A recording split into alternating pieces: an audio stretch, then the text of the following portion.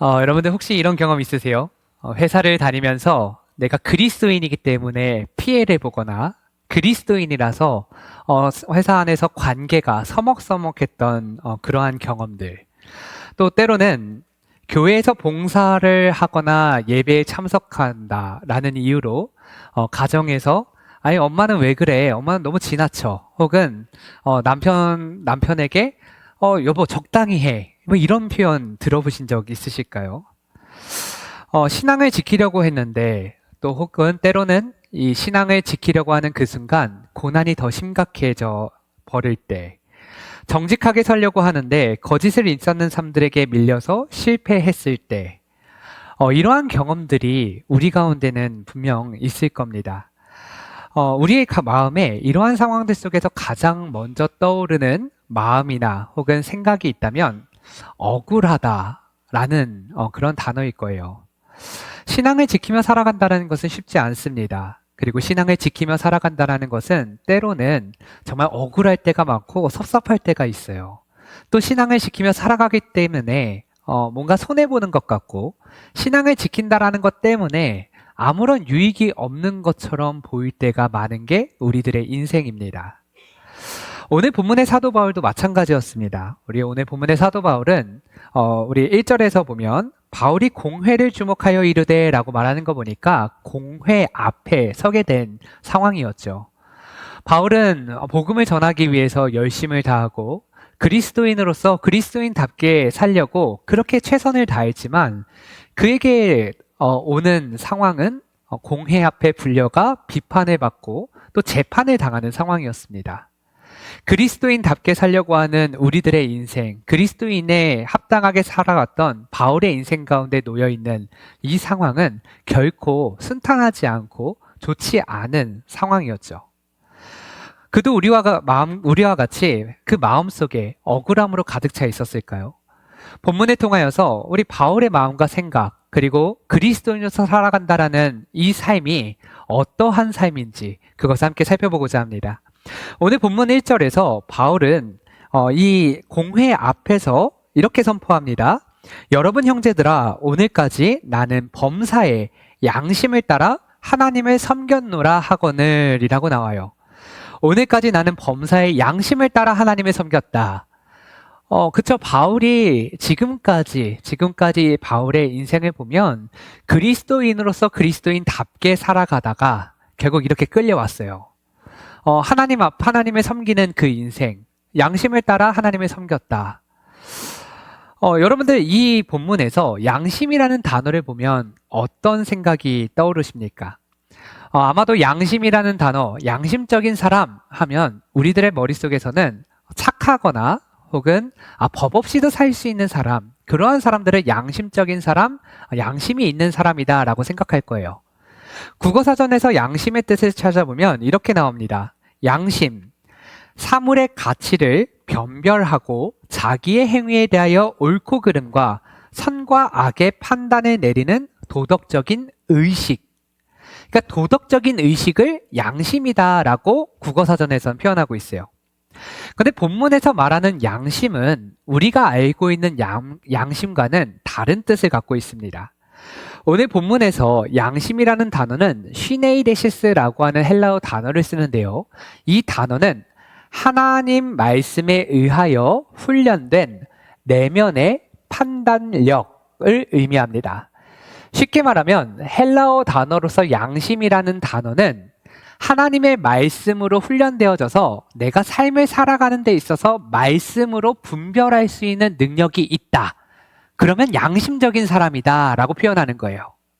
그렇게 헬라어 원어적인 의미에서 바울이 이야기한 나는 범사에 양심을 따라 하나님을 섬겼노라 라는 표현을 헬라어식으로 그것을 표현하면 이런 표현이 됩니다. 나는 모든 일에 있어서 하나님의 말씀으로 훈련되어 말씀 안에서 분별하고 살아가는 그 믿음을 갖고 하나님을 섬겼습니다. 그렇게 표현하는 거예요. 하나님의 말씀을 훈련되어서 하나님의 말씀으로 세상을 판단하고 그렇게 하나님을 섬기는 믿음의 사람이 납니다라고 말하는 거예요. 자, 그런데 지금 이 사내들인 공회는 어떤 공회냐? 유대인들의 최고 재판기구였습니다. 그럼 유대인들이 모여 있어요. 유대인들이 바울이 유대인으로서 유대인들의 재판기구에 서서 재판을 당하는 상황입니다. 자, 누가는 사도행전을 헬라어로 썼기 때문에 헬라 단어의 의미로 본다면 하나님의 말씀으로 훈련된 자라는 뜻으로 양심이 쓰여졌지만 유대인들에게 양심이라는 개념은 다른 의미로 쓰였어요. 유대인들에게 양심은 어떤 의미이냐? 유대인들에게 양심이란 하나님을 의식할 수 있는 능력을 양심이라고 했습니다. 자, 그렇게 따진다면 유대식으로 바울이 유대인들에게 선포했다라고 생각을 한다면 이런 뜻이 됩니다. 나는 범사에 하나님을 의식하며 살아가면서 하나님이 나와 함께 계시다라는 생각 가운데 하나님을 믿으며 섬겼습니다 라고 표현한 거예요. 헬라식으로 표현을 하든 히브리식으로 표현하든 지금 바울은 사내들인 공회 앞에서 무엇을 이야기하느냐? 나는 하나님의 말씀으로 무장되어 있고 하나님을 의식하는 그 믿음 가운데 살아가면서 하나님을 신실하게 섬겼던 자가 나입니다 라고 이야기를 하는 거죠. 그렇다면 우리는 어떻습니까? 지금 바울은 부당한 재판 가운데에서 담대하게 사람이 아닌 하나님을 의식하며 또 하나님의 말씀 가운데 훈련되어져서 하나님을 기준으로 하여 나는 담대하게 이 자리에 섭니다 라고 이야기를 하는 바울. 그에 반면 우리들은 어떠한 상황 속에서 우리들은 어떻게 서고 있을까요? 어떤 때는 예수님 때문에 고난당하는 것을 힘들어하거나 짜증낼 때도 있습니다. 어떨 때는 예수님을 전한다라는 것을 부끄러워할 때도 있어요. 또 어떤 때는 나의 상황에 휘둘려서 그 상황에 맞게 생긴 감정에 의하여 내 감정이 좋을 때는 예수님을 믿고 내 감정적으로 좋지 않을 때는 예수님을 믿지 않거나 예수님을 의심할 때도 있습니다. 그게 우리들의 신앙의 모습이죠. 그러나 믿음은 감정의 분출이 아닙니다. 말씀 안에서 절제된 의지의 결단이자 하나님을 항상 의식할 수 있는 능력입니다. 목회를 하다 보면 참 많은 신앙의 모습들을 보게 됩니다. 그런데 그 신앙의 모습들 가운데 주의해야 할 신앙의 모습이 한 가지가 있다면 그것은 감정적인 믿음이에요. 제가 믿음이라는 표현을 썼지만 사실 감정적인 믿음이라는 것은 없습니다. 감정은 믿음이 될 수 없어요. 내 상황이 좋을 때, 내 감정이 좋을 때는 하나님이 축복하신 것 같고 내 상황이 좋지 않고 내 감정이 좋지 않을 때는 하나님이 계시지 않은 것과 같은 그렇게 상황에, 감정에 휘둘리는 믿음이란 건 없습니다. 믿음의 기준은 하나님이기 때문이에요. 믿음은 내 상황의 좋고 나쁨을 떠나 내 감정의 고절을 떠나 하나님을 향하여 생각과 마음이 고정되는 것입니다. 그게 믿음입니다. 헬라어의 원어적 의미처럼 하나님의 말씀을 나의 삶의 기준으로 삼아 그렇게 훈련되든지 히브리적 사고의 의미처럼 하나님을 항상 의식하며 살아가고 있든지 믿음은 하나님 안에 있는 나만이 가질 수 있는 겁니다. 그러한 바울의 믿음에 대하여 대제사장 아나니아가 어떻게 반응을 하느냐 2절 하반절에 보면요. 바울 곁에 서 있는 사람들에게 그 입을 치라라고 말합니다. 쉽게 말하면 아나니아가 바울 옆에 있는 사람들에게 저 입 막아버려. 듣기 싫어. 라고 표현을 하는 거죠. 여러분은 지금 사내들인 공회라고 하는 이 공회는 유대인들에게 있어서 유대인들의 생사를 결정짓는 최고의 그런 회의체이기 때문에 이 회의체에서 결정되는 것이 곧 그 사람의 인생을 결정하게 됩니다. 바울이 지금 이 회의 안에서 대제사장인 아나니아가 저 사람의 입을 막아버려라 라고 이야기를 했다는 것은 그 분위기가 굉장히 험악하고 바울에게 있어서는 정말 인생에 엄청난 위협이 되는 그러한 상황이라는 것을 알 수 있죠. 제가 만약에 이러한 상황이라면 정말 그 자리에서 입을 딱 닫을 것 같아요. 너무 무서워서. 그런데 바울은 어떻게 반응을 하느냐 3절에 보면 회칠한 다며 하나님이 너를 치시리로다. 네가 나를 율법대로 심판한다고 앉아서 율법을 어기고 나를 치라 그렇게 말하느냐 라며 대제사장 아나니아를 향하여 오히려 일갈을 하는 그런 모습이 보입니다. 이것을 보면 사도 바울의 성격이 참 대단하구나라는 생각이 들어요. 지금 사도 바울이 있는 곳은 산헤드린 공회입니다. 유대인들의 최고 의결 기구이죠. 당시에는 로마의 식민 지배 아래 있었습니다. 그런데 로마는 너무나 많은 민족들과 지역을 식민 지배하고 있었기 때문에 로마식으로 그들을 통치하는 것이 아니라 그들의 문화, 그들의 역사를 존중하면서 그들을 자치회에 의거하여 그들을 통치할 수 있도록 기회를 주었습니다. 그렇기 때문에 유대인들에게 있어서는 산헤드린이 가장 최고의 의결 기구이기 때문에 지금 이렇게 험악한 상황은 바울에게 있어서 쉽지 않은 상황이었을 거예요. 두려움의 상황이었을 겁니다. 그럼에도 불구하고 바울은 이 두려움의 상황 속에서 전혀 주눅들거나 두려워하지 아니하고 오히려 대범하고 오히려 정말 자신 있게 하나님의 말씀을 들어 그를 이렇게 혼내고 있는 그런 모습을 볼 수 있습니다. 그러면 어떻게 사도 바울이 아나니아 앞에서 주눅들지 않았을까? 그 이유는 바로 다시 1절로 돌아가면 양심 때문입니다.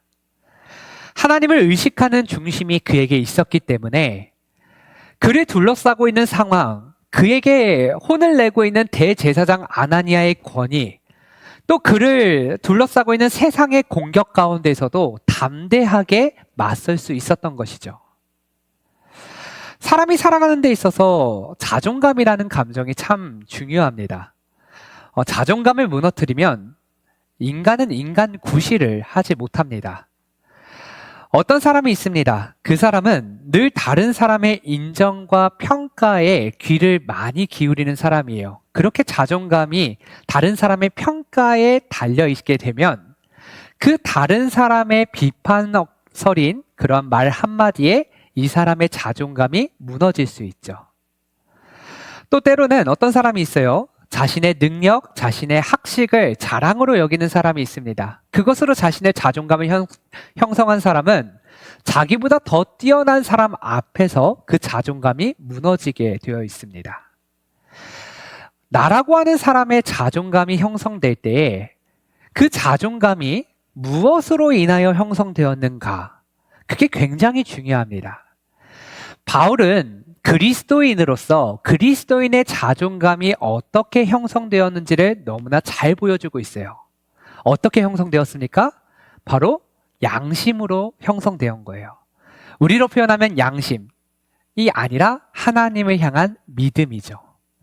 하나님을 향한 믿음이 그에게 가득했기 때문에 그것이 자신의 가치관의 기준이 되었기 때문에 지금 그를 둘러싸고 있는 상황이 아무리 위협적이고 공격적이라 할지라도 자신의 인생이 마치 무너질 수 있는 위기의 상황이라 할지라도 그러한 상황이 자신의 자존감을 무너뜨릴 수 없었던 겁니다.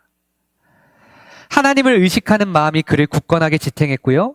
하나님을 아는 지식, 하나님이 허락하여 주신 말씀이 그를 오직 하나님의 말씀으로 기준 삼아 살아갈 수 있게 만들었던 거예요. 결국 하나님이 기준이 되셨기 때문에 그는 어떠한 상황 속에서도 담대하게 설 수 있었다라는 것이죠. 우리가 일상에서 느끼는 두려움과 불안도 마찬가지입니다. 여러분, 수많은 시험의 순간들, 수많은 어려운 상황들, 나를 위협하고 있는 상황들 속에서 우리들은 주눅들고 흔들릴 때가 많습니다.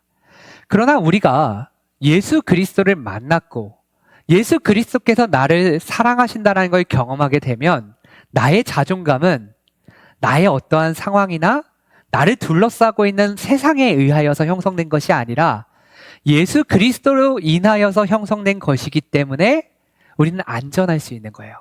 우리는 어디서나 확신을 갖고 살아갈 수 있는 거예요. 그것이 어떠한 상황 속에서 무너지지 않는 그리스도인들의 정체성의 근거입니다. 사랑하는 여러분, 여러분들의 믿음이 하나님을 의식하는 가운데, 하나님을 아는 가운데 견고하게 세워지기를 간절히 축원합니다. 그 믿음이 여러분들을 두렵게 만드는 어떠한 상황 속에서도 담대함을 갖게 만들 겁니다. 이어서 바울은 4절에 사람들이 대제사장을 모욕했다라며 비난을 하자 5절에 우리가 사뭇 다른 바울의 모습을 보게 돼요. 5절에 보면 이르되 형제들아 나는 그가 대제사장인 줄 알지 못하였노라. 기록하였으되 너의 백성의 관리를 비방하지 말라 하였느니라 하더라 라고 말하면서 자신이 대제사장 아나니아에 대하여 모욕적인 언사를 한 것에 대해서 후회를 하고 있는 듯한 그러한 발언을 합니다. 왜 갑자기 사도 바울이 입장을 바꾸고 갑자기 그 대제사장의 권위를 인정하였느냐? 왜냐하면 하나님의 말씀에 너희들을 지도하는 백성의 관리를 비방하지 말라라고 하나님이 말씀하셨기 때문에 내가 입장을 바꾸었다라는 거예요. 자, 바울은 양심이 있었어요. 양심. 하나님을 믿는 믿음이 있었어요. 믿음이 있었기 때문에 그 믿음으로 정체성이 만들어진 바울에게 있어서 말을 바꾸는 것은 자신의 자존감을 무너뜨리는 행위가 아니었어요. 여러분, 만약에 이렇게 생각해 봅시다. 제가 갑자기 대법원에 가서 최종 판결을 받게 되는 자리에 섰다고 생각해 보세요. 그런데 옆에 앉아 있었던 아저씨가 저한테 갑자기 야, 너 이제 큰일 났다. 너 그러다가 너 이제 감옥 가게 될 거야 라고 얘기를 했어요. 그래서 제가 그 옆에 있는 아저씨를 보면서 아니 당신이 뭔데 나보고 감옥 가라 말합니까? 나는 죄 지은 거 없습니다. 당신 뭐 법이라도 압니까? 라고 그렇게 얘기를 했어요. 그랬더니 그 아저씨 뒤에 있는 사람들이 아이 저 사람이 지금 당신 판결할 줄 법관입니다 라고 얘기를 했다 그러면 제가 뭐라고 얘기를 할까요? 아이고 큰일 났네 죄송합니다 라고 얘기를 할까요? 아마 저의 성격상 몰랐는데요 어쩌라고요 라고 얘기를 하거나 혹은 조금 쫄아서 법관이셨군요 제가 진짜 몰랐어요 너무 죄송해요 라고 얘기를 했을 것 같아요. 그런데 지금 바울은 그러한 상황 속에서 뭐라고 얘기하냐면 나는 하나님의 말씀이 법관을 판결하는 자를 지도하는 자를 존경하라라고 얘기했으니 나는 말씀에 의거하여서 내 뜻, 내 생각을 바꿀게요 라고 말하는 겁니다. 그가 세상의 관심사, 세상적인 그 무언가로 인하여서 자신의 정체성이 형성되었다면 아마도 세상적인 방법으로 그 권위에 순종하거나 혹은 세상적인 방법 때문에 자신의 생각이 무너졌음에 안타까워했을 거예요. 그러나 그게 아니라 말씀에 근거하였기 때문에 그는 그래 그가 대법관입니까? 말씀에 그를 존경하라고 하였으니 나는 그러니 생각을 바꾸겠습니다. 내 생각이 중요한 게 아니고 내 마음이 중요한 게 아니고 하나님 말씀이 중요하기 때문에 말씀대로 행하겠습니다 라고 얘기를 하는 겁니다. 그것이 어떤 상황 속에서도 그리스도인이 담대하게 살아갈 수 있는 이유라는 것을 바울이 보여주고 있는 것이죠. 돌연 바울은 6절부터 8절까지 사두개인과 바리새인들을 구분하면서 부활에 대한 얘기를 합니다. 우리 6절에 보면요.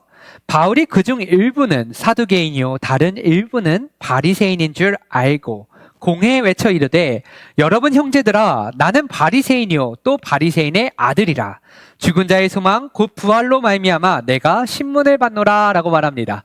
자, 여기 공회, 사내들인 공회는요, 공식적인 통계는 나타나 있지 않지만 학자들은 이렇게 이야기를 합니다. 사내들인 공회는 약 71명의 사람들로 구성이 되어 있었는데 그 중에 20명에서 25명은 바리새파 사람들이었고 또 20명 정도에 되는 사람들은 사두개파 사람들이었고 나머지 한 25명 정도 되는 사람들은 중립적인 사람들 혹은 에세네파 사람들이었다라고 이야기를 합니다.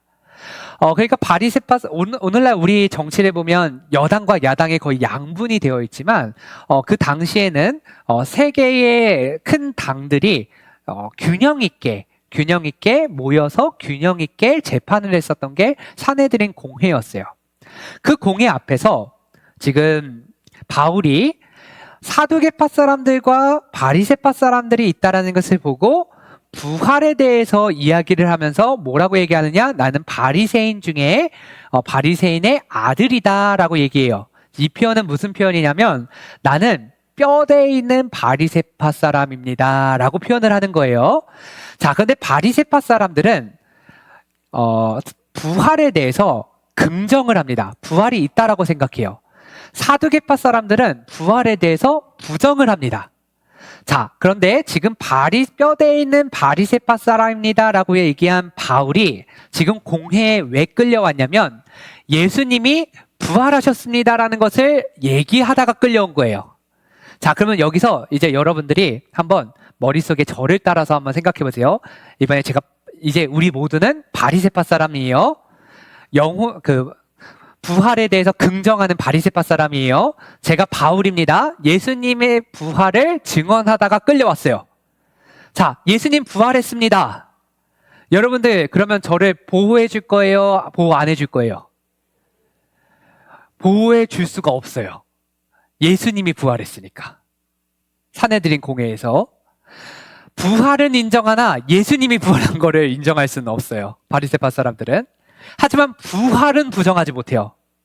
사두개파 사람들의 입장을 생각해 보겠습니다. 여러분들 사두개파 사람들이에요. 부활을 부정하는 사람들입니다.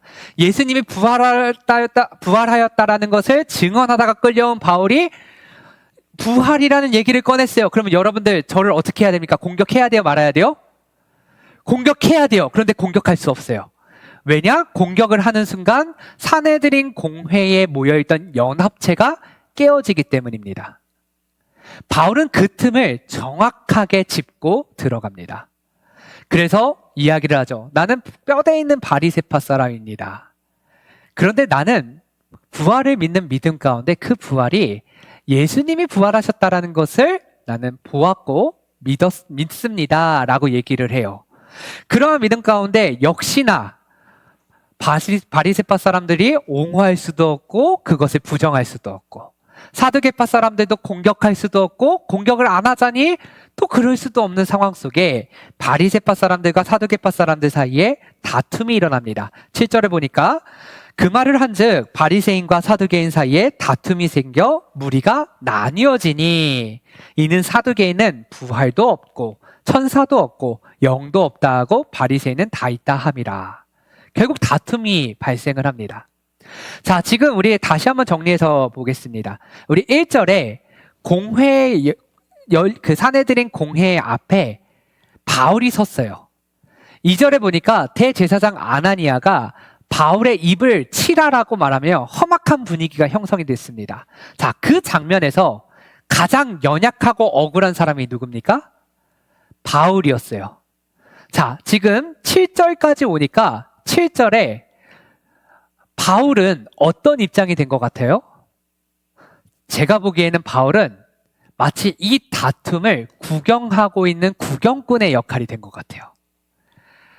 가장 피해자이고 가장 연약한 자이고 가장 억울한 자였던 바울이 지금 마치 싸움 구경하고 있는 것처럼 그렇게 보입니다. 자, 그리고 그 이후에 9절을 볼까요? 크게 떠들새 바리새인 편에서 몇 서기관이 일어나 다투어 이르되 우리가 이 사람을 보니 악한 것이 없도다. 바리새파 사람들이 옹호하기도 애매하고 옹호하지 않기도 애매하다고 그랬죠. 그러니까 몇 사람이 일어나서 야, 얘가 부활은 얘기를 하니까 그러니까 옹호하면서 뭐 악한 건 아니잖아, 잘못된 건 아니잖아 하면서 보호해주고 있어요. 그러면서 혹 영이나 혹 천사가, 자, 영이나 천사를 바리새파 사람들을 인정한다라고 8절에 나와 있었죠. 자, 혹 영이나 혹 천사가 그에게 말한 거라면 그럼 그럴 수 있는 거 아니야, 그러니까 그를 보호해주자라고 얘기를 하니까 사두개파 사람들이 야, 너네들 지금 팔은 안으로 굽는다고 니들끼리 지금 감싸고 놀아? 하면서 10절에 큰 분쟁이 생겨버리는 거예요. 자, 지금 싸움이 고통 싸움이 아니라 큰 분쟁이라고 하면서 큰 싸움이 나타났습니다. 이 판을 무슨 판이라고 하냐? 우리 표현으로 말하면 개판. 지금 개판 난 거예요. 자, 그런데 10절에 보니까 천부장이라는 사람이 돌연 나타납니다. 이 천부장은 1000명의 군사를 통솔하는 사람을 천부장이라고 얘기를 합니다. 그 당시에 예루살렘 주둔군의 숫자가 1000명 정도 되는 한 개 군단이었어요. 그러니까 예루살렘 주둔군의 사령관이 이 장면을 보고 어떻게 하냐, 바울이 그들에게 찢겨질까 하여 정말 큰 소란이 나오면서 바울이 위험하니까 군인을 명하여 내려가 무리 가운데서 빼앗아 가지고 영내로 들어가니라. 자, 로마 예루살렘 주둔군 사령관이 이 주둔군 군사들을 이끌고 사내들인 공회로 들어가서 바울을 보호하면서 그들의 영내, 로마 주둔군의 이 영내로, 그 군 부대로 안전하게 데리고 들어오게 되는 거예요. 자, 여러분 여기까지의 상황을 보세요. 자, 우리 1절, 2절에 지금 바울은 죄인과 같은 모습으로 또 비난당하며 마치 금세라도 돌 맞아 죽을 것처럼 그렇게 보였어요. 7절, 8절만 보더라도 이제 싸움 구경하고 있는 구경꾼 한 사람처럼 보였어요. 그런데 지금 10절에 보니까 어떤 상황이 됐느냐? 바울은 로마 주둔군 사령관이 그를 보호하여 그를 호송하면서 영내로 안전하게 인도해주는 모습을 볼 수 있습니다. 자, 여기까지 10절까지 바울의 모습, 누가 승리자입니까? 바울이 승리자가 되는 거예요. 우리가 처음에 봤을 때 바울을 둘러싸고 있는 상황은 바울을 공격하는 상황이었어요. 그런데 지금 10절에서 바울을 둘러싸고 있는 상황은 바울이 로마 군대의 호의를 받으며 이 주둔군의 진지 안으로 어떻게 보면은 정말 군사들의 호의를 받으며 멋있게 개성문에 입성하듯이 그렇게 들어오는 모습이 보입니다. 상황이 완전히 반전되는 것을 우리가 볼 수 있어요. 상황이 어떻게 반전됐습니까? 바울이 했던 게 뭡니까? 바울은 사내들인 공회 앞에 믿음으로 섰더니 그의 둘러싼 상황이 완전히 반전되는 하나님의 역사를 맛보게 되었다라는 것이죠. 사랑하는 여러분, 하나님은 지금 살아계시는 하나님이십니다. 바울의 하나님이 나의 하나님이세요. 하나님이 바울 시대에 바울에게 하신 일들은 지금 이 순간 여러분들에게도 하실 하나님의, 살아계신 하나님의 증거입니다. 여러분 둘러싸고 있는 상황들, 어떤 상황들이 여러분들을 힘들게 만듭니까? 재정적으로 어려움이 여러분들을 힘들게 만들 수 있어요. 내 생각과 다른 그 어떠한 상황이 나를 어렵게 만들 수도 있습니다. 마치 사람들은 나를 무너뜨리고 나를 죽이려고 드는 것처럼 보일 때도 있어요. 그러한 상황들 속에서 우리들은 어떻게 반응하고 있습니까? 나의 능력 혹은 사람들 간의 관계, 인간적인 그 어떠한 것을 선택하며 그 어려운 상황을 이겨내려고 하십니까? 그렇게 이겨내려고 하셨을 때 여러분들 끝에 남은 것은 무엇이었습니까? 본문은 명확하게 이야기하고 있는 거예요. 너희들 그런 상황 속에서 이 상황을 반전시켜 승리를 맛보게 하실 분은 오직 너희 안에 계신 하나님뿐이다. 너희들 예수 그리스도를 믿음으로 그 믿음 안에 견고하게 서기만 하면 하나님은 너희들을 통하여 세상을 이길 수 있게 하실 것이다. 하나님은 그걸 보여주고 계시는 거예요. 유대인인 바울에게 있어서 사내들인 공회는 세상이었습니다. 그리고 주님은 말씀대로 세상을 이길 수 있게 하셨어요. 사도 요한은 요한일서 5장 4절에 이렇게 얘기합니다. 무릇 하나님께로부터 난 자마다 세상을 이기느니라. 세상을 이기는 승리는 이것이니 우리의 믿음이니라. 여러분, 믿으면 세상을 이길 수 있습니다. 바울이 그것을 보여줬어요. 우리도 믿으면 세상을 이길 수 있는 것입니다. 제가 주일학교를 다닐 때, 제가 고등학교에서 이제 제 모교의 고등부를 다닐 때, 고등부 목사님, 제가 정말 사랑하는 목사님이셨어요. 제가 처음 이제 믿음을 갖게 되면서, 저희 목사님을 제가 참 귀찮게 했습니다. 목사님한테 매일마다 성경을 읽고 궁금한 것들을 이메일로 이렇게 보냈어요. 여러분들 절대 그런 짓을 저한테 하시면 안 됩니다. 제가 목사가 되고 보니까 매일 만약에 질문을 보내면 그거 어떻게 답변해 주지? 그런 힘든 마음의 힘듦이 벌써부터 몰려와요. 근데 제가 정말 왜 그랬는지는 모르지만 그때는 저의 열심이었고 목사님한테 정말 매일같이 성경에 대한 질문을 보냈어요. 목사님은 한 번도 귀찮아하지 아니하시고 답변을 주셨습니다. 어, 지금은 부산에서 이제 목회를 하고 계시는데 그 목사님이 제가 고등부 때 이런 설교를 하셨어요. 뭐 설교 시간에 어떤 설교는 정확하게 기억은 안 납니다. 교회가 세상을 이깁니다. 라고 이렇게 말씀하셨어요.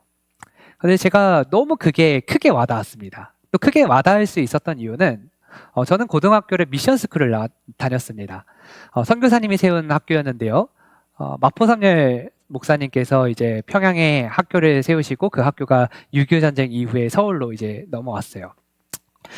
그래서 저는 학교에서 역사를 배우면 그 역사가 그냥 단순히 뭐 세계사나 한국사를 배우는 게 아니라 선교 역사를 배웠습니다. 선생님들이 다 이제 믿음을 갖고 계셨기 때문에 선교 역사를 가르쳐 주셨는데 그 선교 역사를 배울 때마다 너무 재밌는 거예요. 그 선교 역사를 배우면 배울수록 정말 하나님께서 우리나라를 얼마나 사랑하셨는지, 정말 그 사랑을 교회를 통하여서 세상을 바꾸시고 영혼들을 바꾸시고 살리시는 방법으로 세상을 변혁시켜가는 교회의 모습들을 보게 하셨습니다. 그렇게 학교에서는 그런 역사를 배우고 또 교회에서는 이제 교회가 세상을 이긴다라는 말씀을 들으니까 제 머릿속과 제 마음속에 그래, 교회가 세상을 이기지, 교회가 세상을 변혁시킬 수 있지 라는 막 확신이 저에게 막 꽂혀 있는 거예요. 근데 아쉽게도 제가 고등학생 때 이제 믿음을 갖게 된 이래로 지금까지 교회가 세상을 이겼다라는 생각을 해본 적이 없습니다. 왜 그럴까요? 정말 궁금해서 그래요. 왜 그럴까요? 최근 30년 동안 여러분들 교회가 세상을 이겼다는 이야기 들어보신 적 있으세요? 교회는 참 이상하게 세상을 변혁시켜야 되는 그러한 존재지만 세상보다 못합니다. 세상보다 느리고 세상보다 약하고 세상보다 악해요. 왜 그렇게 됐을까요? 왜 우리에게 세상을 변화시킬 만한 그 어떠한 능력이 있지 아니한 걸까요? 여러분, 답은 명확합니다. 우리가 믿음이 없어서 그래요. 우리가 세상을 이길 믿음이 없습니다. 여러분, 예수님 믿으십니까? 정말 믿는다라고 이야기하실 수 있으세요? 저도 말씀 앞에 설 때마다 제가 예수님을 믿는다라고 이야기할 만한 자격이 있는가? 그러한 믿음의 모습이 나에게 나타나는가? 너무 부끄럽고 너무 한심해요. 우리는 참 가슴 아픈 이야기지만 우리가 갖고 있는 믿음은 참이 아닐 때가 있습니다. 가짜일 때가 있어요. 기껏해야 우리가 하는 일이라고는 주일에 교회에 왔다 갔다 하는 정도입니다. 교회에서 찬송하는 시간에 찬송하고 설교하는 시간에 졸음과 싸우고 헌금하는 시간에 헌금하는 정도로 내가 예수 그리스도를 믿는 믿음이 있는 자입니다 라고 얘기할 수 있을까요? 그러한 믿음으로 우리가 세상을 향하여서 승리할 수 있습니다. 그렇게 이야기할 수 있을까요? 여러분, 정말 그것이 진짜 믿음입니까? 세상을 향하여 승리할 수 있는 능력이 있는 믿음이 맞습니까? 현재 우리가 당하는 고난들이 있습니다. 크고 작을 뿐이지 우리는 모두 이러한 일들을 겪으며 살아갑니다. 믿는 자나 믿지 않는 자나 살아있는 인생이라면 우리를 둘러싸고 있는 세상이 나를 숨막히게 할 때 그때를 경험합니다. 그리스도를 믿지 않는 자들에게 이러한 순간은 짜증과 분노와 허무의 순간이에요. 하지만 그리스도를 만나고 그리스도를 믿을 때 그 자리는 승리의 자리가 되고 기대와 기쁨의 장소가 됩니다. 여러분, 그걸 경험해 보셔야 돼요. 그걸 경험하지 않으면 여러분, 우리 자신에게 다시 한번 반문해 보세요. 나는 정말 세상을 이길 만한 믿음을 소유한 자인가? 나는 정말 세상을 이길 만한 그 능력을 갖출 믿음이 있는가? 여러분, 그렇게 믿음이 있는 자들에게 우리 주님께서는 11절을 허락하십니다. 우리 11절을 보겠습니다. 그날 밤에 주께서 바울 곁에 서서 이르시되 담대하라. 네가 예루살렘에서 나의 일을 증언한 것 같이 로마에서도 증언하여야 하리라 하시니라. 여러분, 지금 바울의 상황을 보세요. 바울은 유대인으로서 세상이라고 이야기할 수 있는 산헤드린 공회에서 유일한 승리자가 되었습니다. 어떻게 승리자가 되었어요? 믿음으로 승리자가 됐어요. 그 믿음으로 승리한 바울에게 하나님께서 딱 나타나셔서 지금 이 말씀하셔서 지금 이 글씨가 빨간 글씨로 되어 있습니다. 빨간 글씨는 성부 하나님이 말씀하셨을 때 빨간 글씨가 아니라 성자 예수 그리스도께서 성자 하나님께서 말씀하셨을 때 빨간 글씨로 기록을 합니다. 성경에서. 그러면 이거 지금 예수님이 말씀하신 거예요. 예수님이 나타나셔서 세상을 이긴 바울에게 야, 너 예루살렘에서 너 나를 증언하며 그렇게 승리했지? 이제는 로마로 가 라고 말씀하시는 거예요. 그러면 여러분들 믿음의 사람인 바울의 입장에서 이 말을 들었을 때 어떤 생각이 들까요? 어차피 제가 답을 말할 거라 지금 답변을 안 하시는 거 알아요. 이렇게 목장 안에서 한번 답을 말씀해 보세요. 아마도 바울의 입장에서 이런 생각이 들었을 겁니다. 예루살렘에서 유대인들의 세상에서 나를 승리하게 하신 하나님이 이제는 진짜 모든 열방의 세상이라 말할 수 있는 로마로 나를 보내신다고? 난 거기서 또한 승리하겠네? 라는 생각을 했을 거예요. 나에게 어떤 고난이 닥친다 할지라도, 어떤 어려움이 나를 위협한다 할지라도 이제 더 이상 그 고난과 위협이 나에게 어려움이 아니라, 나에게 피하고 싶은 무언가가 아니라 그 자리는 세상을 이길 수 있는 믿음을 보일 수 있는 자리가 되는 거예요. 근데 또 여기에 특징적인 한 단어가 붙습니다. 예수님께서 담대하라 라고 말씀하시기 전에 바울 곁에 어떻게 계시느냐? 서서. 바울 곁에, 믿음의 사람 옆에 누가 서 계신다고요? 예수님이 서 계시는 거예요. 예수님이 십자가에서 세상을 이기셨습니다. 여러분 믿으십니까?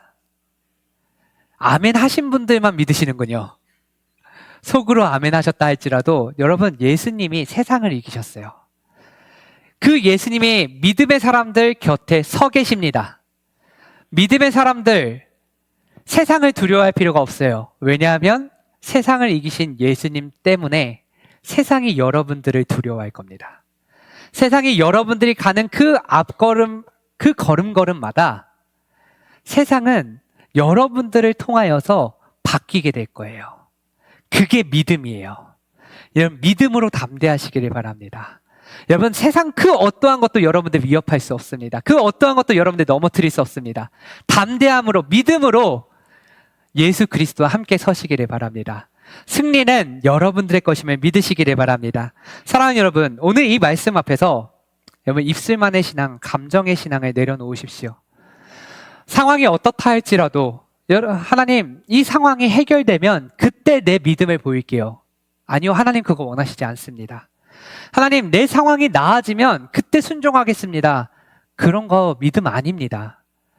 세상을 승리할 수 있는 믿음은 무엇이냐? 하나님이 내 곁에 이미 서 계시기 때문에 믿음으로 서기만 하면 이 상황 나를 굴복시킬 수 없다.